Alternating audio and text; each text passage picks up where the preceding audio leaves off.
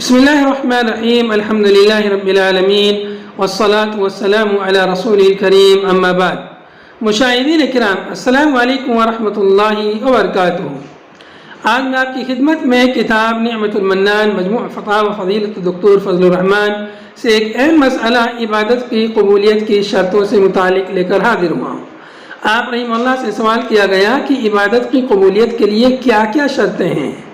اس کے جواب میں آپ نے فرمایا کہ عبادت کی قبولیت کے لیے سب سے پہلی شرط تو یہ ہے کہ وہ خالصتاً لوجہ اللہ ہو، کیونکہ خلوص و للہیت کے بغیر کوئی عمل عند اللہ مقبول نہیں۔ ارشاد باری ہے وَمَا أُمِرُوا إِلَّا لِيَعْبُدُوا اللَّهَ مُخْلِصِينَ لَهُ الدِّينَ حُنَفَاءَ۔ انہیں صرف اس بات کا حکم دیا گیا ہے کہ وہ یکسو ہو کر اخلاص کے ساتھ اللہ کی عبادت کریں۔ اور رسول اللہ صلی اللہ علیہ وسلم نے ارشاد فرمایا انما الاعمال بالنیات، یعنی تمام اعمال کا دار و مدار نیتوں پر ہے۔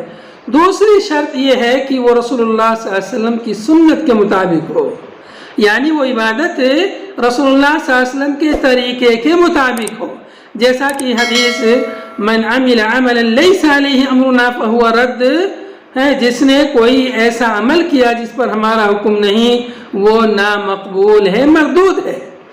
اور حدیث صلو کما رأیتمونی اصلی، جیسے مجھ کو نماز پڑھتے ہوئے دیکھا ہے اسی طرح نماز پڑھو۔ اور حدیث خذوا عنی مناسککم، مجھ سے حج کے اعمال سیکھ لو وغیرہ، ان احادیث سے سمجھا جاتا ہے کہ یہ عبادت کی شرطیں ہیں۔ وآخر دعوانا ان الحمد للہ رب العالمین۔